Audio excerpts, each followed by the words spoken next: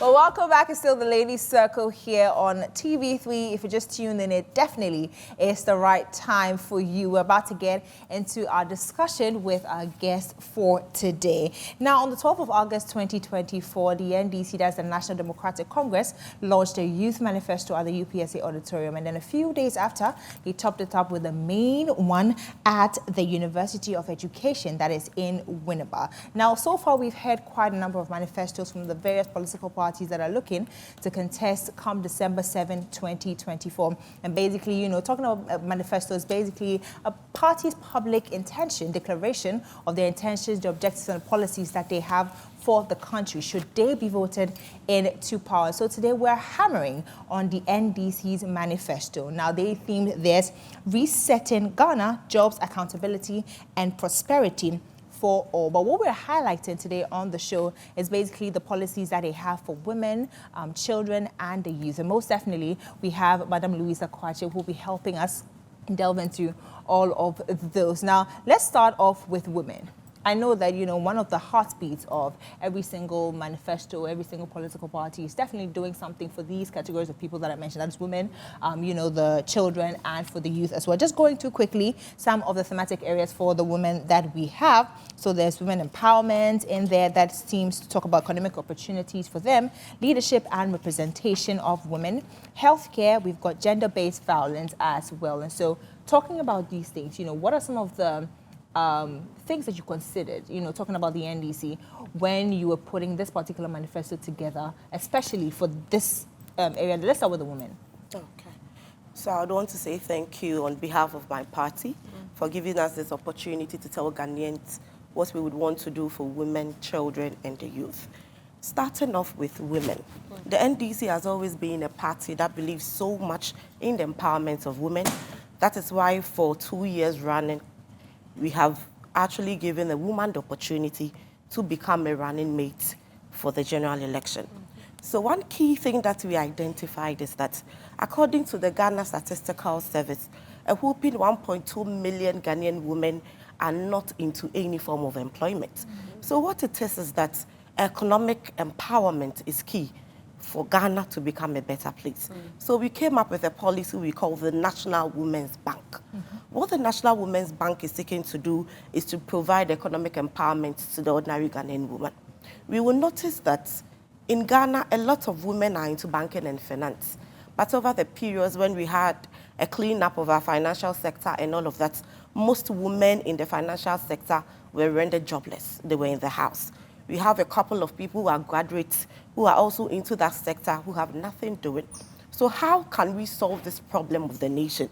So this bank, we are saying, is going to be a bank run by women, for economic empowerment. So if we are saying a bank that is run by women, we are saying that it is women who are going to be the leaders of the bank. So you are having a woman CEO, a woman manager, a woman teller. Everything is supposed to be a woman. And then the other part is that we are giving women the economic freedom. It means that we are not supposed to impose any harsh collateral and interest on them. So we are saying every loan that will be taken from that bank will be a collateral free. Let's walk through our markets.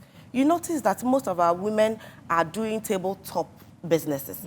So if you ask such a woman to go and bring a collateral, their properties are the tables they own in the markets. So how will such a person bring that as a collateral to access any form of loans? So we are saying all you need is your persona as a Ghanaian woman. Have that zeal to work and the zeal that you are going to be successful to pay back the government whatever you are given. So you come there with no collateral. So after that, we are saying that the most thing that is killing most young businesses is the interest rate. So we are saying we are giving a very minimal interest rate relative to zero. So it is a 0 point something kind of interest. So if you are taking, for instance, 500 Ghana cedi, you want to start a pure water business, you want to start anything on the tabletop, pastries or whatever there is, you don't have to pay any interest, relatively minimal, because it will not even affect the capital you are working with. And then what is so different with this bank from the other banks that's already in existence? You notice that when you go for a loan from any other bank, whether you survive with whatever business you ventured into or not. All the bank is interested in is that the time for making payments is due and they are coming for their money. Right. Because this is a bank that is supposed to empower women economically, we are creating a special desk at the bank for you for business development. Okay. So if you come to the bank that you want to run this business and we have given you a loan, what that desk will do is that we provide you with technical and consultative assistance. Okay. So as a young woman who just came out of school, you have started an online business. What this desk is going to do to help you when you take a loan from that bank is to help you with how you are going to get your customers, how you are going to brand and make sure your business attracts all the profit that is needed. You can pay the loan that you've gotten and the profit can now become a startup capital for you. COVID came in and it taught us a lot of things. That you can sit in the comfort of your homes and make money without going to the street to sweat or anything of that sort. So for instance, I'm a stay-home mother. And then my children go to school in the morning. I have some cleaning to do and all of that. When I am done, I have to be in the house. Right. And within that period, if I have any capital that will help me to run an online shop, I can do that. Running an online shop. And from all the digital enhancements that President Mahama is promising to do, in fact, we started with Accra Digital Center and the laying of fiber optics. So now what we want to do with that is that the internet speed in the country is going to be high. Nice. So whatever business you would want to do online will be successful. So being a stay-home mom, you can access capital without any collateral. Of course, they are working in the house and you don't even have any collateral. You have an online platform with super speed internet when the data is also relatively cheaper. Right. So you can work from the comfort of your home and make money as well. Right. Now, I mean, when you're talking about the no collateral, I mean, it sounds really great and all of that, but I mean, one of the reasons that I also know about that, you know, banks put in the collateral, thing is to give them some assurance that you're definitely going to come and pay. So now that there's going to be a no collateral, is there something that you're going to substitute for that that's going to make them hold the people that are coming for the loan accountable? Okay, so I mentioned earlier we are going to have a business development desk. So what that will do is that if you come in for a loan, they are going to assess your business to the kind of money you would want to get. Okay. So you cannot run a business on a table and then you would want to get a capital that is way huge than the business you are running. Okay. So we are going to do that assessment and give you that capital. And on top of that, because they will be giving you that technical assistance, they're in constant touch with you. So that issues of having to default your payment is also taken out of the way because they are in constant touch with you. And if your business is not going the way it's supposed to, you're not getting your clientele and are not making money enough, they come in with a different strategy. So it is something that we are doing because the primary focus is to give economic empowerment. Right. We are not trying to make it look as if when you take the money, we are relaxing and you have to pay by all means. Yeah. So you have to give us a collateral. When you default, we take your whatever you use as a collateral. So we are going to give you that leverage, give you every opportunity. The aim is to see to it that you succeed. Okay. So whether there is no collateral or not, there is or there is not, you are going to make sure that you succeed in whatever venture you are venturing into. Okay. And the other thing too is that, you know, most of these market women who would want to get loans run on cooperatives. So for instance, in the market, there's a cooperative for tomato sellers, for cloth sellers and all of that. One thing about our Ghanaian environment is that it's very communal. So you are going to get a loan as a cooperative. And then your colleagues would even ensure that we all pay that money so that the next time we'd want to get loans, our credit score will be relatively high. Okay. Now, Luisa, what does the NDC have in store for the youth of Ghana? I'm sure you know that at this point, a lot of young Ghanaians don't really feel like, you know, Ghana is the place where they can realize their dreams. A lot of young Ghanaians want to leave the country, want to leave the shores and seek greener pastures. How is the NDC going to ensure that we retain our best, or that even when our best leave our shores, they come back with the knowledge they've acquired? The major challenges that is driving our workforce out of the nation is the accessibility to sustainable jobs. So we are going to introduce a policy called the 24-hour economy. It is the flagship policy that is going to provide millions of jobs. So what we seek to do with the 24-hour economy is that you realize our system we run in this nation is just one shift. We go to work at 8, we all close at 5, and we go home.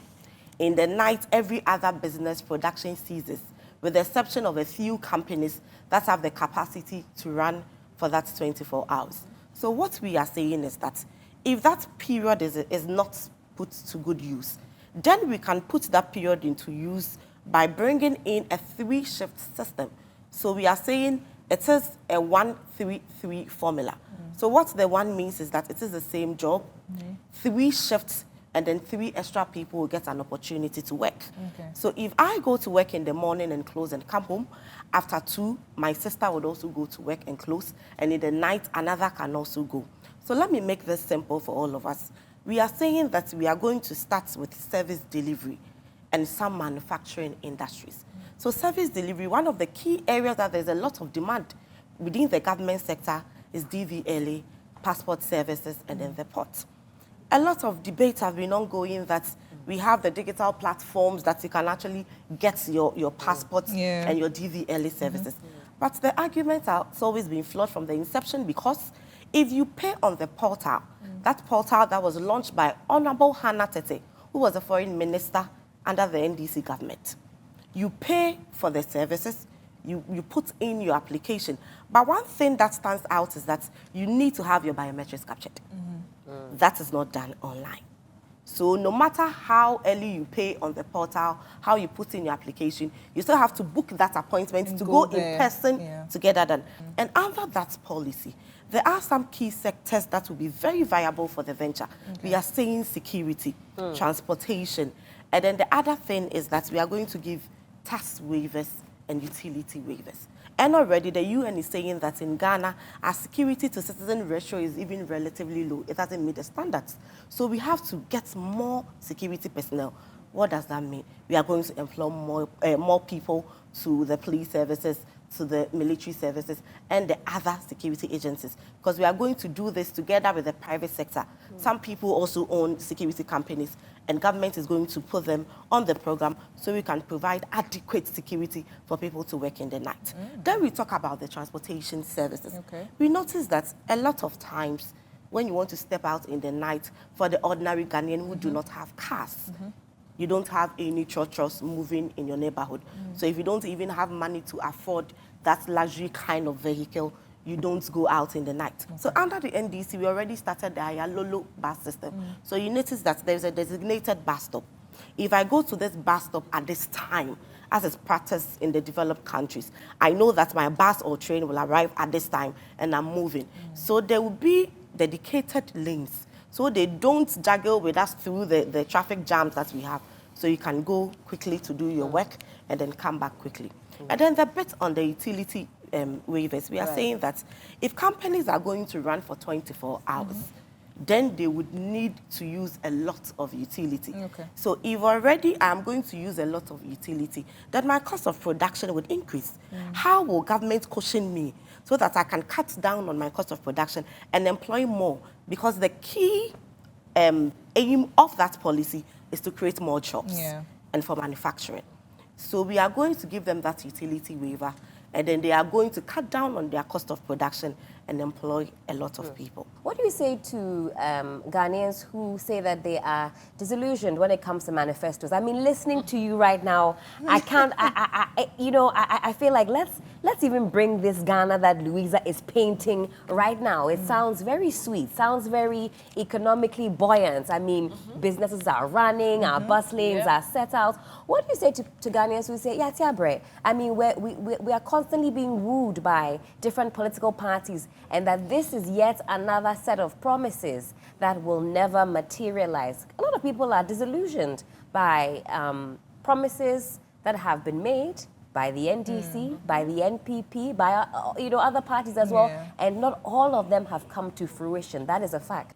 We understand that a lot of scams were put out under a slogan that was packaged to us as a policy. So at the end of the day, we all feel that no matter what the politician says, it is a slogan. But this is where experience and track record comes in. I always want to recount the track record of President Mahama. Under him, in that 4 years, we saw a lot of turnarounds. So that experience, I would want to say, is the assurance I can give them. So under him, when he said he's going to make Ghana a healthcare tourist site, he delivered. The UGMC came into fruition. The Ghana Maritime Hospital came, a facelift to Ridge. When you go to Kumasi, the Syria Hospital, various district hospitals, the Kumewu, the Dodowa, he was able to do that. He also said that Ghana, he would want to make Ghana the gateway to Africa, as it has always been. So if anybody is coming to Ghana, where do they pass through? It's through Kotoka. So he gave us the Terminal 3. Even at a point where there was not enough to get that done, he was able to get that done at no cost to government. So as it stands now, the Terminal 3 was built not with a loan. It's just by the vision of President Mahama that we're able to cushion ourselves and use the revenues that are generated from the airport to put this edifice into place. So he has that track record. And that experience is what I'll plead with Ghanaians with to trust. Because over the period, politicians have churned out a lot of words. So if you look at the words, you get despaired. But I would want us to look at the track record. He has been a vice president before. So under him as a vice president, we had a single-digit inflation for months. Under another flag bearer who is the vice president, we have a double inflation.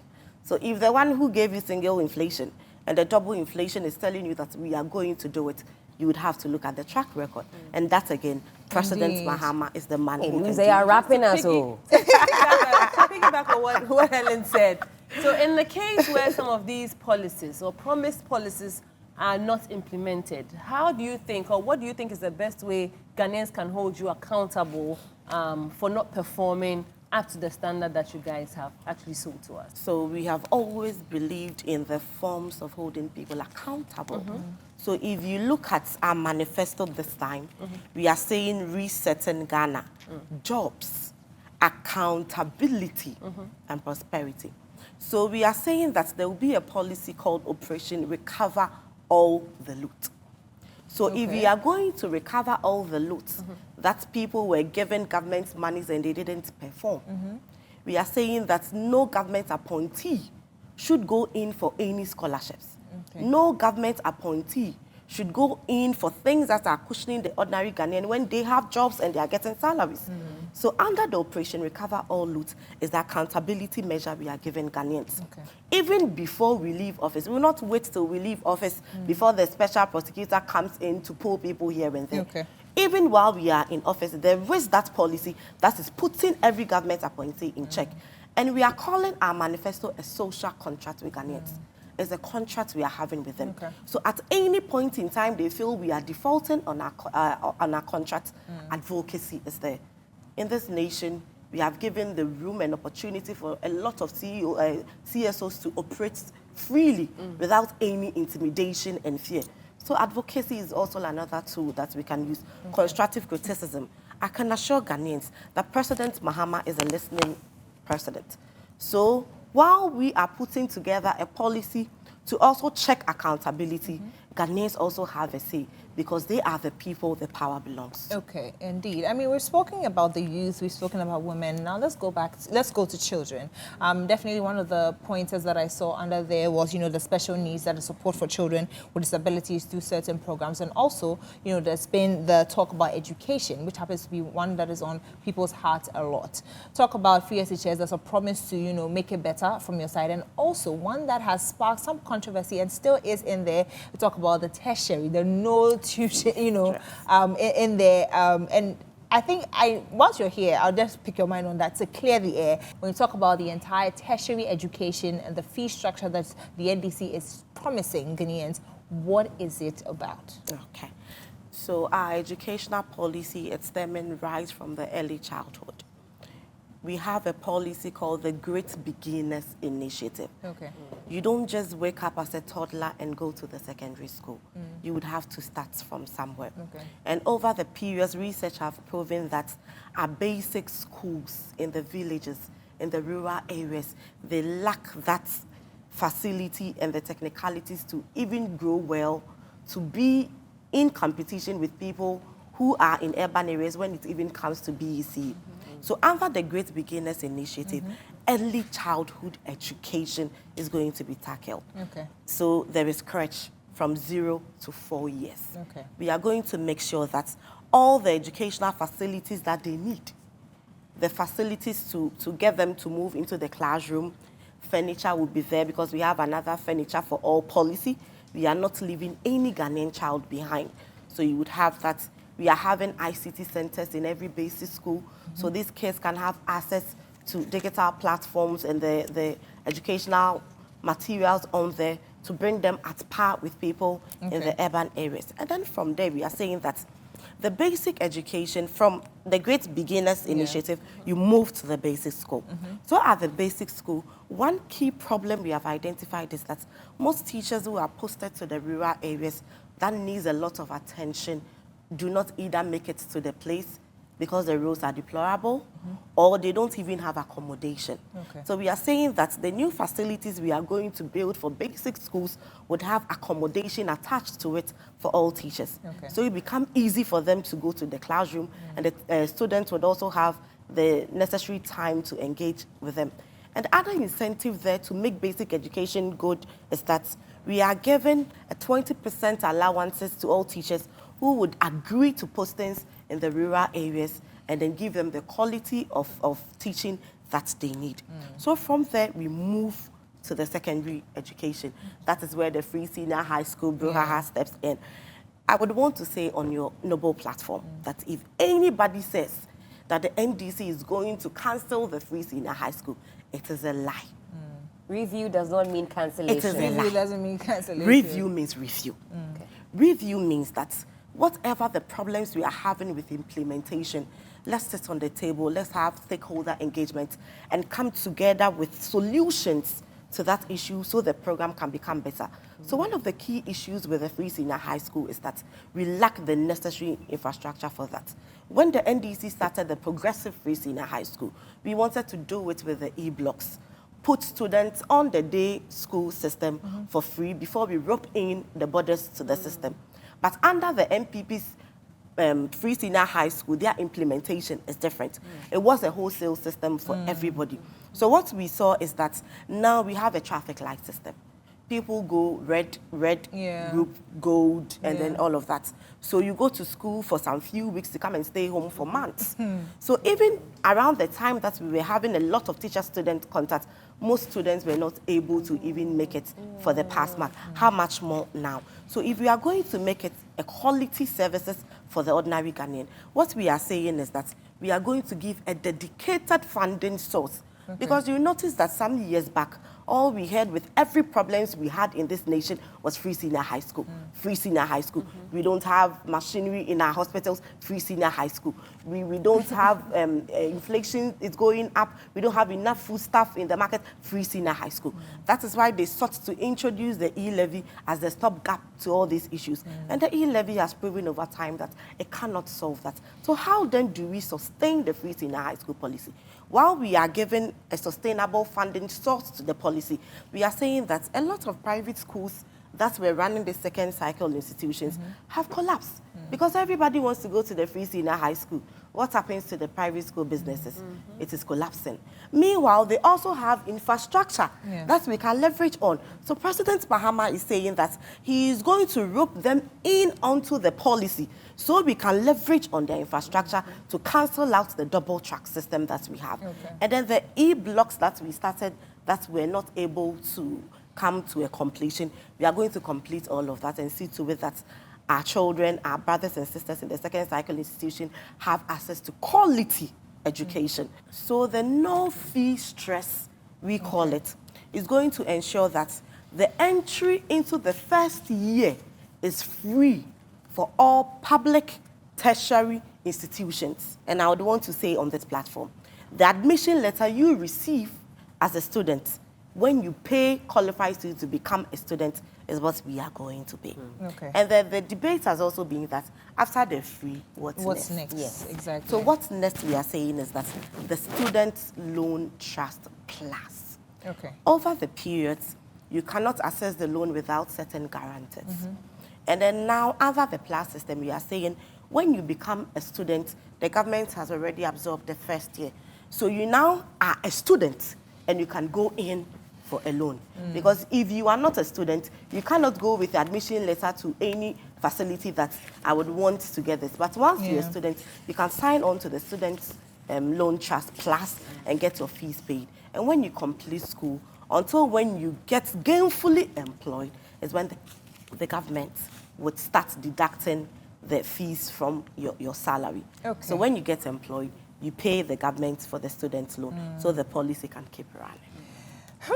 Anyways, guys, I'm sure you've had some clarity to all the questions that you had concerning the NDC manifesto. Definitely, Madam Luisa Kwakye has helped us with all of those. But don't go anywhere. Right here on the Ladies Circle, we have a lot more that are coming your way right after this break. And so go grab some popcorn, refill that cup of, cowbell coffee that I know that you are drinking. And when we come back, we'll have an exciting time on the show. Yeah, this is